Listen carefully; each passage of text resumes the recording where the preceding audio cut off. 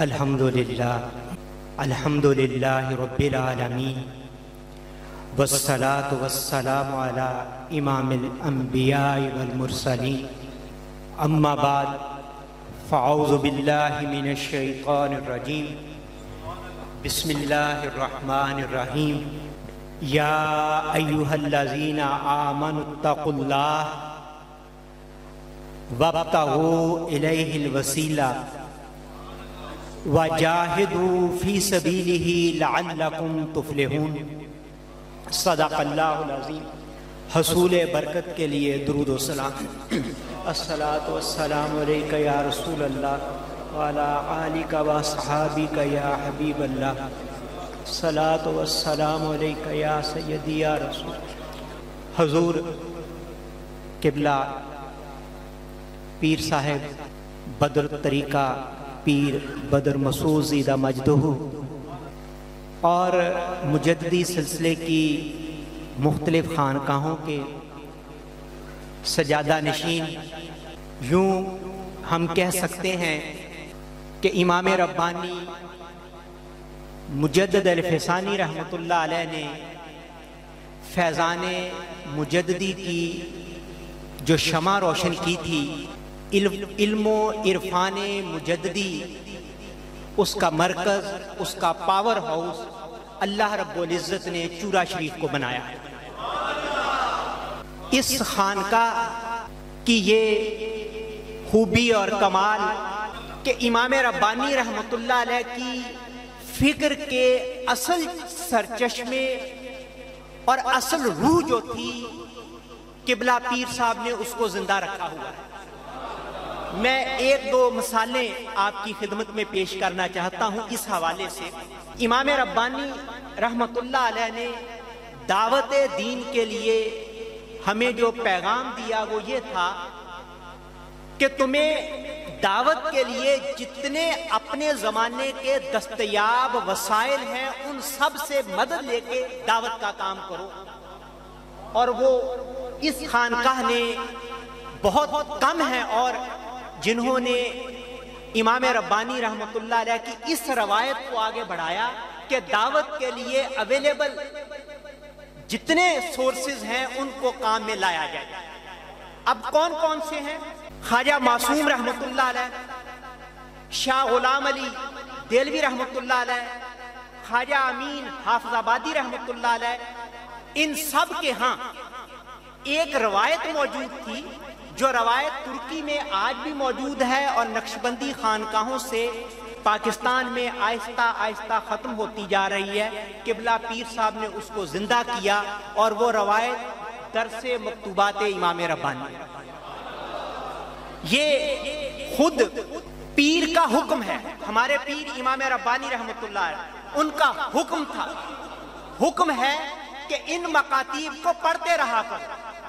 یہ حکم ہے امام ربانی رحمۃ اللہ علیہ کا کہ ان مکاتیب کو پڑھتے رہا کرو، اور پڑھنے کی وجہ یہ ہے کہ ہر دور آئندہ آنے والے 1000 سال کے جتنے فتنے ہیں اور جتنے مسائل ہیں یہ مکتوبات ان کا حل پیش کرتے ہیں۔ اس لیے آپ لوگ قابل مبارکباد ہیں کہ آپ کو ایسا شیخ میسر آیا جس نے امام ربانی کی جو حقیقی روایت تھی اس کو زندہ کر کے دکھایا۔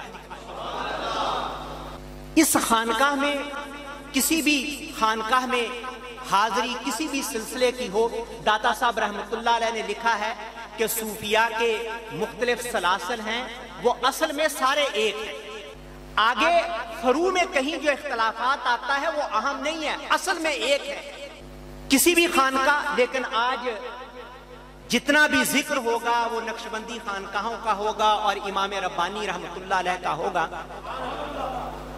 امیر تیمور وہ شاہ نقشبند رحمۃ اللہ علیہ کی خانقاہ کے قریب سے گزرا اور امام ربانی رحمۃ اللہ علیہ نے مکتوبات میں اس کو نقل کیا۔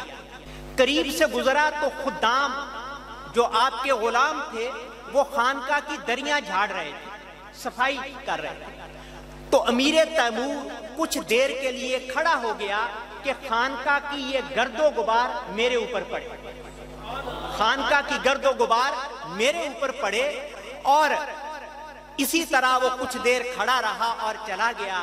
جب مرا تو فرمانے والے حضرت شاہ نقشبند رحمت اللہ علیہ وہ کیا فرماتے ہیں کہ امیر تیمور چلا تو گیا، مر تو گیا، لیکن ایمان ساتھ لے کے مرا.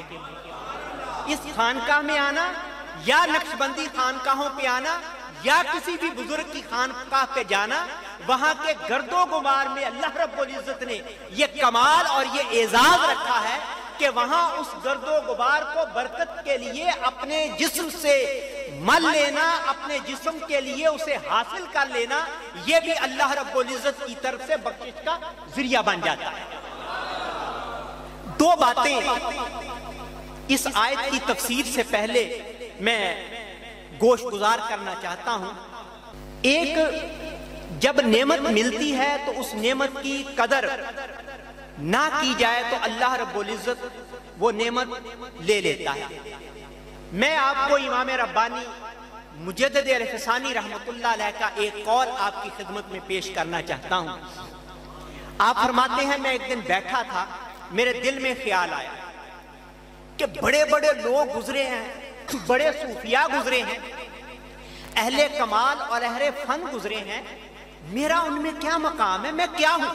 یہ عاجزی، عجز اور انکساری کی انتہا تھی. میرا کیا مقام ہے؟ میں کیا ہوں؟ یہ سوچ رہے تھے تو امام ربانی رحمت اللہ علیہ فرماتے ہیں مجھے یہ آواز آئی. آواز کیا آئی کہ اے شیخ احمد سرہندی، جو قیامت تک تجھ سے ڈائریکٹ یا انڈائریکٹ وابستہ ہو جائے گا اللہ اسے معاف فرما دے گا. پھر آپ فرماتے ہیں کہ یہ بات اتنی دفعہ دہرائی گئی، اتنی دفعہ میرے دل میں ڈالی گئی کہ اس بات کے غلط ہونے میں مجھے کوئی شک نہیں رہا. یہ نعمت ہے، کسی بھی بزرگ سے وابستہ ہونا نعمت ہے، لیکن امام ربانی رحمت اللہ علیہ کے سلسلے کو اللہ رب العزت نے یہ کمال اور اعزاز بخشا ہے کہ آپ فرماتے ہیں کہ اللہ نے مجھے یہ فرمایا ہے کہ جو بالواسطہ یا بلا واسطہ تجھ سے وابستہ ہو جائے گا اللہ رب العزت اس کو معاف فرما دے گا، اس کے درجات کو بلند فرما دے گا.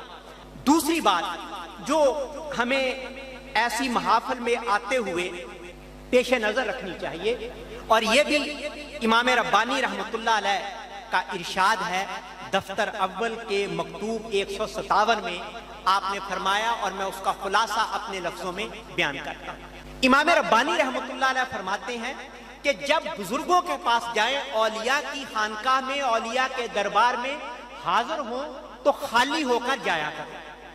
جب اولیاء کی بارگاہ میں حاضر ہوں تو خالی ہو کر جایا کرو. یہ بارگاہ اولیاء میں حاضری کا ادب بتایا ہے ہمارے پیر نے.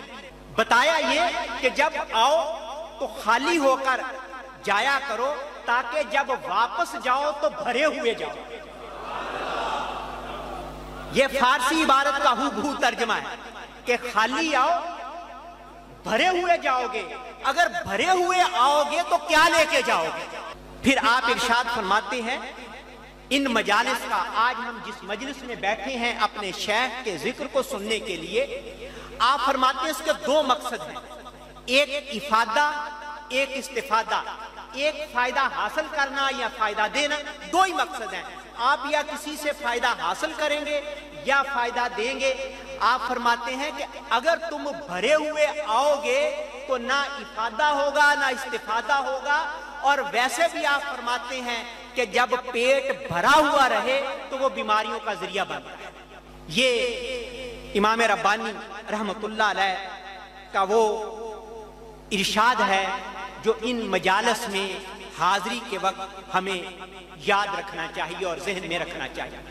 قرآن کریم کی آیت سورہ المائدہ کی آیت نمبر 35 آپ فرماتے ہیں، اللہ رب العزت نے فرمایا کہ اے ایمان والو تقوی اختیار کرو اور اس کے اللہ کے حضور جانے کے، اللہ کی بارگاہ میں حاضری کے لیے اسباب اور وسائل ان کو تلاش کرو.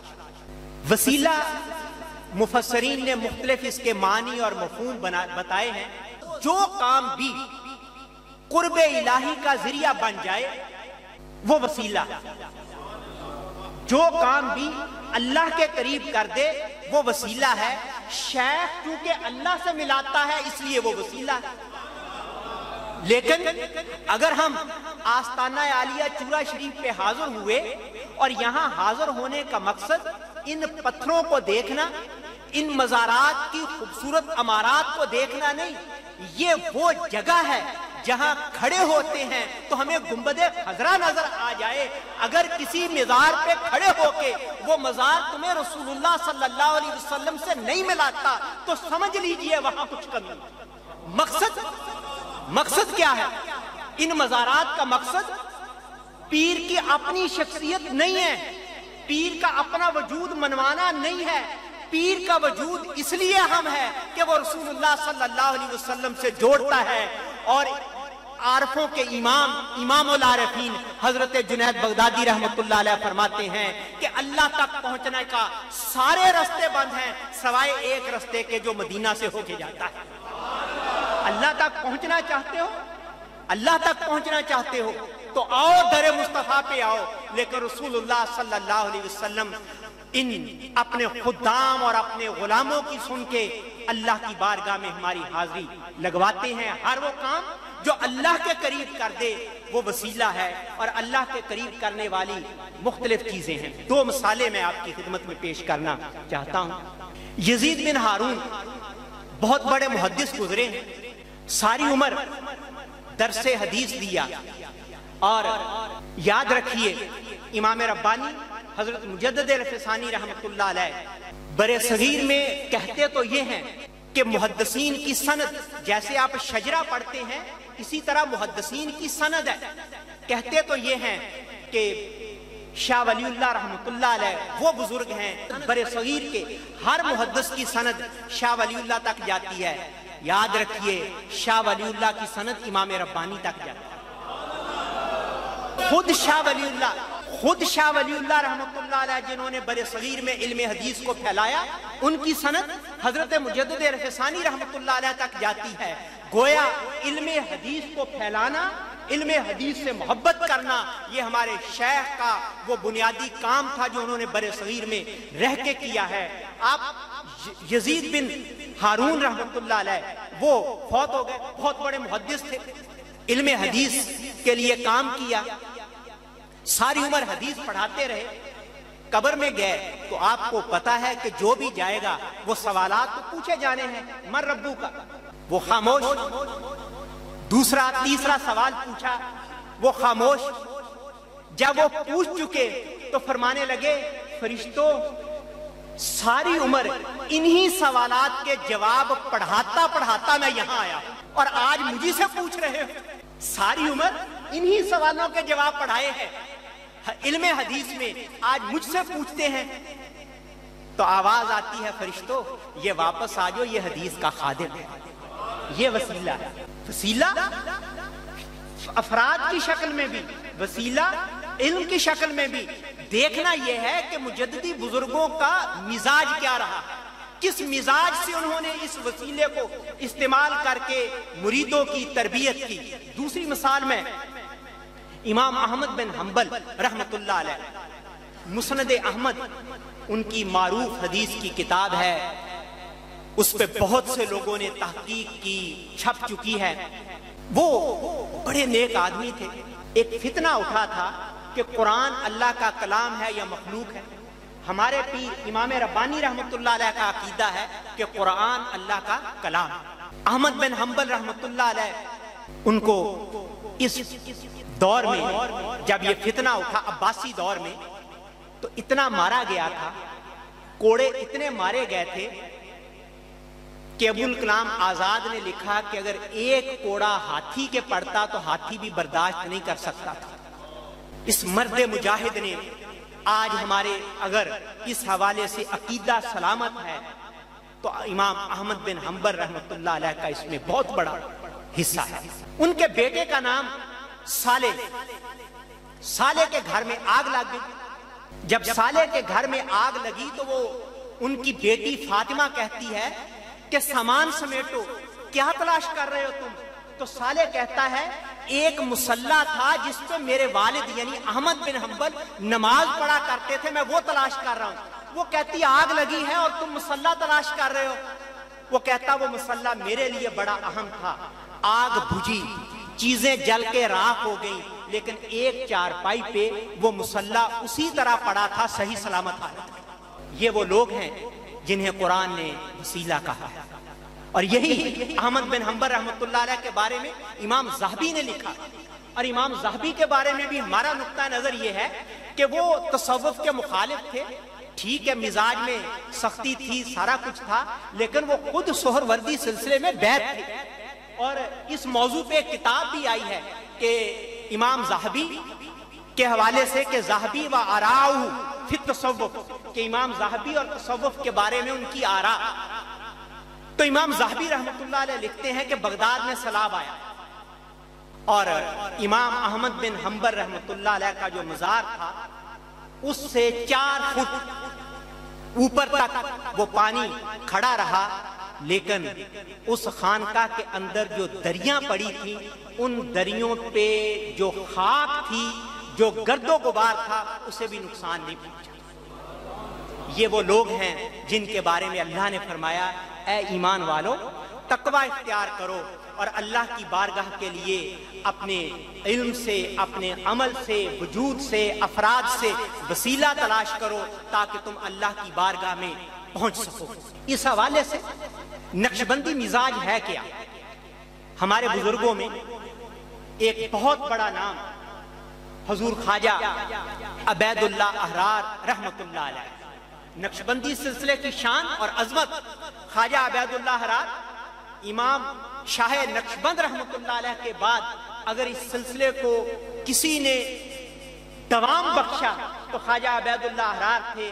یہ ساری کی ساری وسطی ریاستیں جو روس سے آزاد ہوئی ہیں وہاں یہی خواجہ عبید اللہ احرار ہیں جن کا نام چلتا ہے، اور نقشبندی احراری کے نام سے سلسلہ عالیہ نقشبندیہ کا ایک باقاعدہ شاخ موجود ہے۔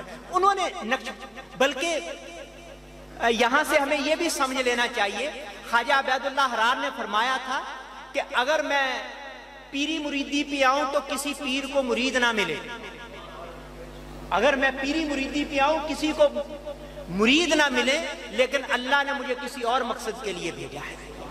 میرے بھیجنے کا مقصد پیری مریدی کرنا نہیں ہے، میرے بھیجنے کا مقصد کیا ہے؟ مظلوموں کو ظالموں سے نجات دینا۔ یہ مزاج ہے نقشبندی سلسلے کا کہ یہاں ذکر فکر، آپ مکتوبات امام ربانی کی مختلف جلدیں پڑھیں، مختلف مکاتیب پڑھیں تو آپ کو نظر آئے گا کسی جگہ حضرت امام ربانی رحمۃ اللہ علیہ تحریر فرماتے ہیں کہ جی میں یہ بندہ آپ کے پاس بھیج رہا ہوں، اس کی فلاں ضرورت ہے، اس ضرورت کو پورا کر۔ امام ربانی رحمۃ اللہ علیہ جانتے ہیں کہ اللہ تک پہنچنے کے جتنے بھی رستے ہیں مخلوق کی خدمت ان میں سب سے بڑا رستہ ہے، اس لیے کتنے مکاتیب ہیں ان کو اگر جمع کر لیا جائے تو اچھی خاصی تعداد بن جاتی ہے۔ خواجہ عبید اللہ احرار رحمۃ اللہ علیہ مسجد میں حاضر ہوئے، باہر نکلے تو جوتا چوری ہو گیا، بازار گئے ایک سستا سا جوتا وہ خریدا، خرید کے آ گئے، 2 ماہ تک وہ جوتا استعمال کیا آپ نے۔ آپ زمیندار تھے، کسان تھے اور لوگوں کو کہا کرتے تھے کہ میں کسان ہوں، میرے پاس کیوں آتے ہو؟ تم اپنے کام کرو، میں اپنا کام کر رہا ہوں۔ وہ کسان، زمینیں تھیں، زمینوں سے بھی پیسہ آتا، وہ سارا کچھ کر سکتے تھے، لیکن ایک مزاج بتایا کہ مجددی سلسلے میں یہ مزاج منتقل ہوا خواجہ عبید اللہ احرار رحمۃ اللہ علیہ کا۔ 2 ماہ استعمال کیا اور اس دوران ایک بات کثرت سے آپ فرماتے رہے۔ وہ بات یہ تھی، کہتے ہیں ایک پیر ملا مجھے، اس پیر نے جوتا پہنا ہوا تھا سونے کے تاروں کا، پیر ملا سونے کے تاروں کا جوتا پہنا ہوا، اتنا بیان کر کے آپ فرماتے کہ وہ سونے کے تاروں کے جوتے کا کیا فائدہ، کتنے گھروں میں اتنے پیسوں سے کھانا کھلایا جا سکتا، کتنے گھروں میں ان پیسوں سے کھانا کھلایا جا سکتا۔ کرتا تھا، یہ وہ مزاج تھا، یہ وہ روح تھی جو نقشبندی سلسلے کی امام ربانی حضرت مجدد الفسانی رحمۃ اللہ علیہ نے ہمیں منتقل کی ہے اور ہمیں بتایا ہے کہ نقشبندی سلسلہ، اس کے بنیادی قواعد، بنیادی اصول اور بنیادی طریقہ جو ہے وہ کیا ہے۔ یہاں آپ اسی لیے آئے ہیں کہ اپنے بزرگوں کے ناموں کو یاد کریں، اس لیے آئے ہیں کہ اپنے بزرگوں کے کارناموں کو یاد کریں، اس لیے آئے ہیں کہ ان بزرگوں کی تعلیمات کے مطابق اپنی زندگی کو گزار سکیں۔ ورنہ فائدہ، آپ اپنے گھروں سے یہاں اس موسم میں آئے، اتنا دور دراز کا سفر کیا، مقصد یہی ہے کہ ہم جڑ جائیں ان لوگوں سے جو اللہ سے جڑے ہوئے ہیں۔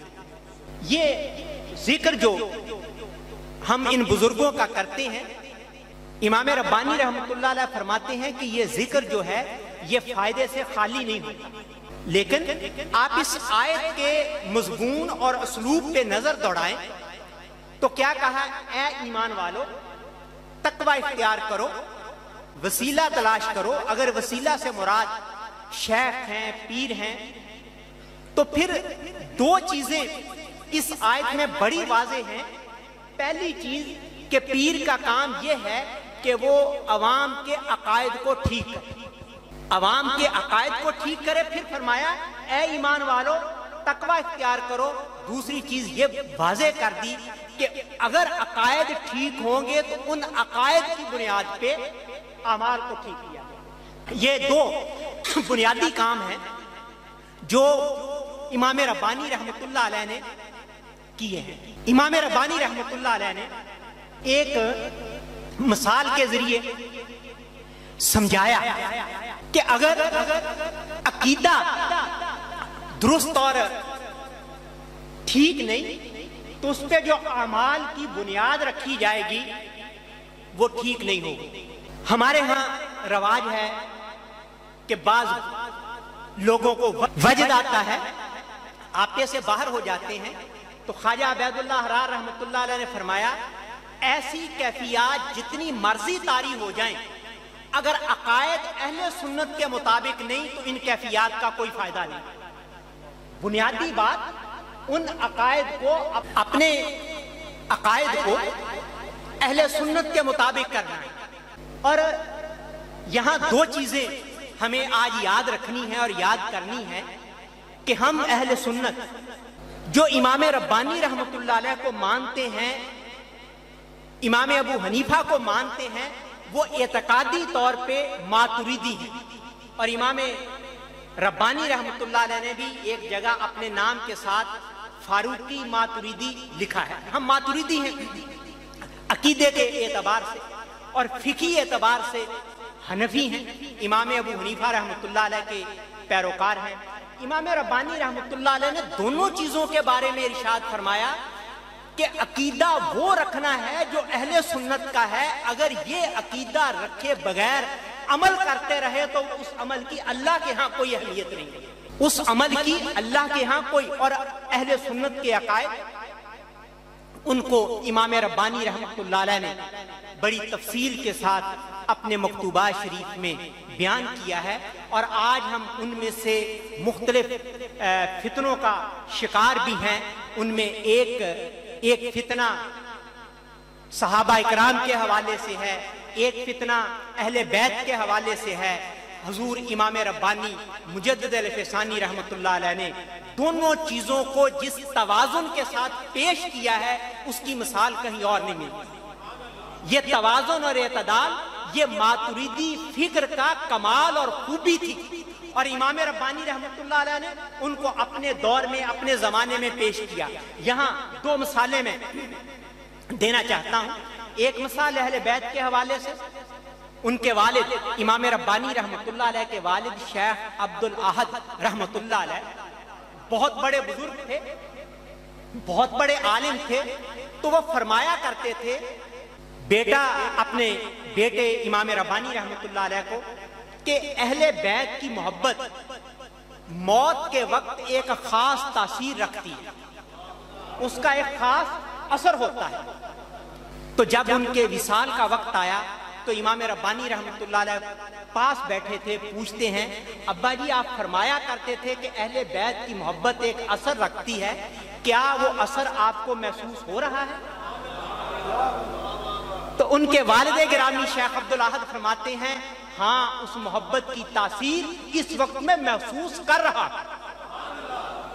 ایک یہ، دوسری طرف حضرت امام ربانی رحمۃ اللہ علیہ فرماتے ہیں کہ میں ختم دلایا کرتا تھا، فاتحہ دلایا کرتا تھا، اور وہ فاتحہ دلانے کا طریقہ ہمارے ہاں جس طرح کہتے، میں حضرت سیدہ فاطمہ رضی اللہ تعالیٰ عنہ کا نام بھی لیتا، حسنین کریمین کا نام بھی لیتا اور بارگاہ رسالت میں پیش کرتا۔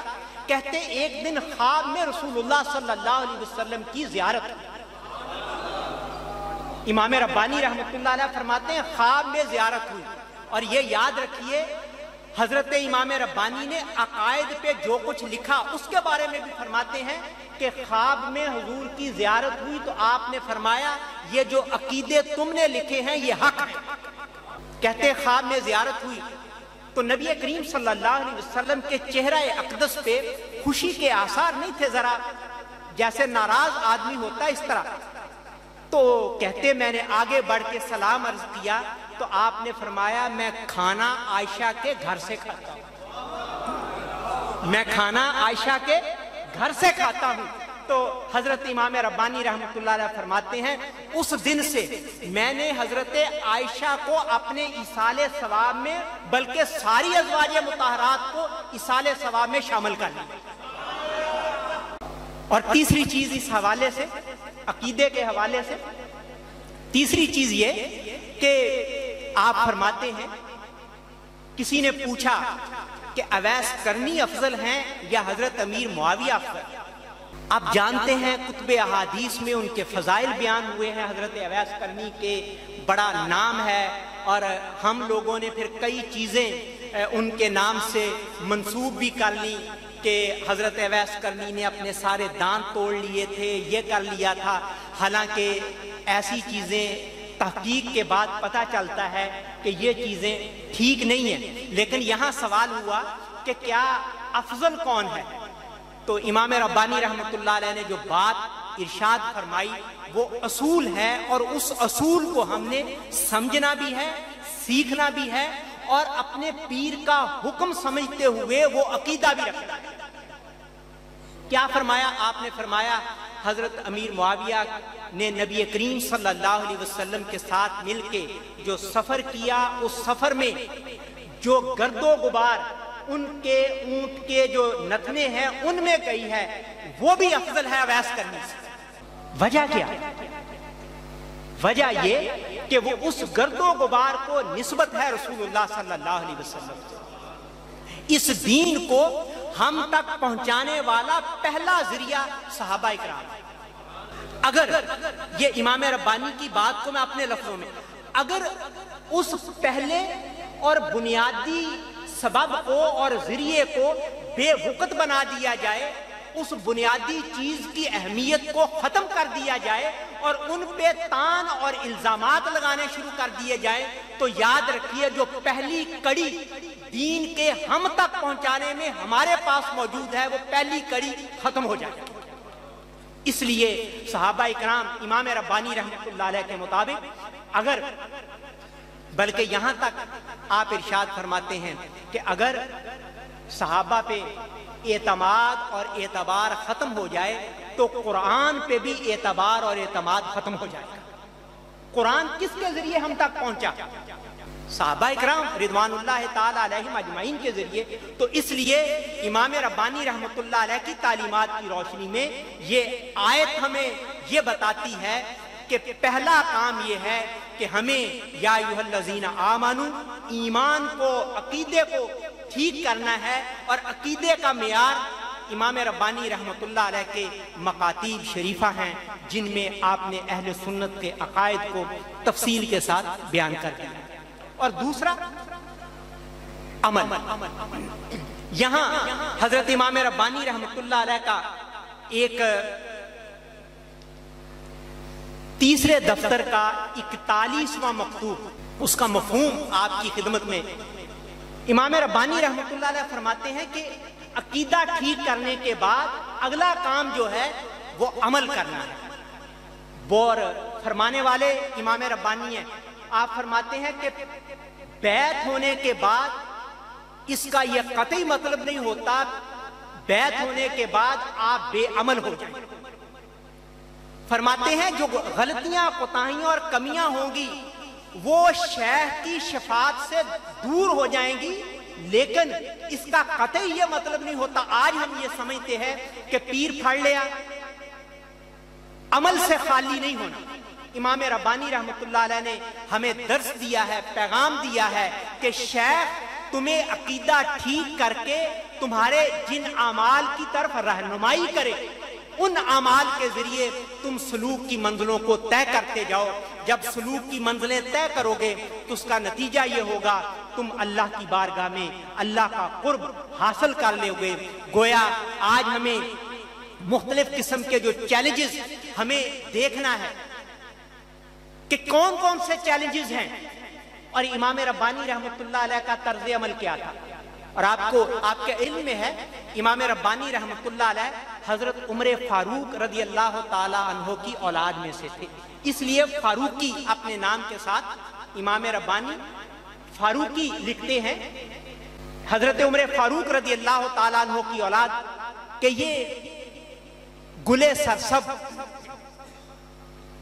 کیا فرماتے ہیں جمعے کے خطبے میں کسی نے خلفائے راشدین کا نام نہیں لیا.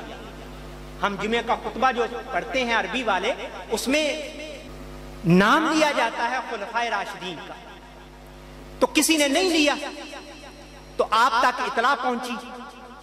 آپ نے فرمایا اسے سمجھائیں یہ طریقہ تو ٹھیک نہیں.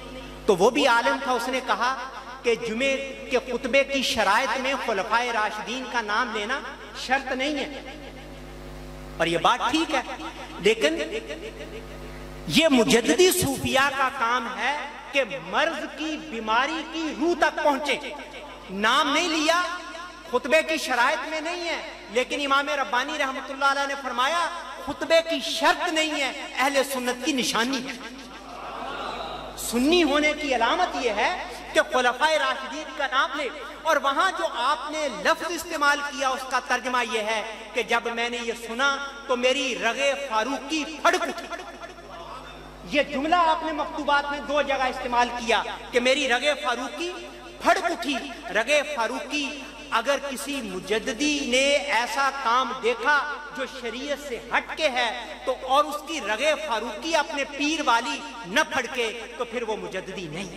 ہمیں مجددی ہونے کا حق ادا کرنا ہے اس معاشرے میں، اپنے دائرہ کار میں رہتے ہوئے اپنی استطاعت اور اپنی استعداد کے مطابق. نبی کریم صلی اللہ علیہ وسلم نے فرمایا کہ تم برائی کو دیکھو اسے ہاتھ سے روکو، ہاتھ سے نہیں روک سکتے، زبان سے روکو، زبان سے نہیں روک سکتے، دل سے برا جانو، اور یہ کمزور ایمان کی نشانی.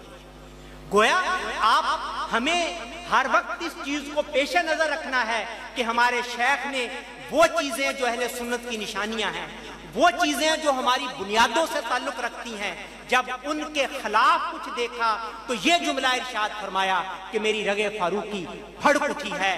اللہ کریم ہمیں نبی کریم صلی اللہ علیہ وسلم کے طفیل امام ربانی مجدد الفسانی رحمۃ اللہ علیہ کے فیوز و برکات سے بہراور فرمائے. اور میں ایک دفعہ پھر قبلہ پیر صاحب کا شکریہ ادا کرتا ہوں، اور جو محبت امام ربانی رحمۃ اللہ علیہ سے ان کو ہے وہ ابھی مجھے فرما رہے تھے. لاہور پروگرام ہوا تو وہاں اعلان فرمایا کہ اگلے سال فیصل آباد میں بھی کانفرنس ہوگی، اور ابھی مجھے فرما رہے تھے کہ میں اس پروگرام کے بعد فیصل آباد حاضر ہوں گا تو اگلی کانفرنس کے لیے ابھی سے تیاری شروع کریں. یہ امام ربانی سے ان کی جو محبت ہے اللہ اس محبت کو اور بڑھائے، اور مجددی فیوزات امام ربانی کی جو برکات ہیں. اور امام ربانی رحمۃ اللہ علیہ، میرا پی ایچ ڈی کا ایک تھیسس وہ تھا امام ربانی رحمۃ اللہ علیہ کی تفسیری و فقہی خدمات. وہ بعد میں علمی و دینی خدمات کے نام سے چھپا ہے. وہ اس کی اپروول نہیں ہو رہی تھی، مختلف باڈیز نے جو اپروو کرنا ہوتا ہے. تو میں پاکپت میں ایک نقشبندی بزرگ تھے، نقشبند رحمۃ اللہ علیہ، محلہ پیر کریاں میں نقشبند صاحب، میں ان کی خدمت میں حاضر ہوا تو میں نے کہا کہ یہ جو انچارج ہے وہ کسی اور مسلک کا ہے، اور سوال ہی پیدا نہیں ہوتا کہ وہ اس موضوع پہ کام، جن لوگوں کے خلاف مجدد صاحب نے لکھا ہو اور وہ پڑھے لکھے لوگ جانتے بھی ہوں کہ مجدد صاحب نے ہمارے بارے میں یہ لکھا ہے، وہ کب ایسے کام ہونے دیں گے؟ تو مجھے کہنے لگے کہ تم جس پاور ہاؤس سے جڑے ہو وہ بڑا مضبوط ہے، یہ کام ہو کے رہے گا۔ تو امام ربانی رحمۃ اللہ علیہ کے وابستگان کو اللہ کی رحمتوں پہ اتنا قوی یقین ہونا چاہیے، اور آپ خوش قسمت ہیں کہ آپ کے شیخ، آپ جن سے وابستہ ہیں، ان کے رگو پے میں امام ربانی رحمۃ اللہ علیہ کی محبت سمائی ہوئی ہے، اور جس کے دل میں یہ محبت آ جائے وہ کبھی محروم نہیں رہا کرتا۔ وآخر دعوانا ان الحمد للہ رب العالمین والصلاۃ والسلام علی امام الانبیاء والمرسلین۔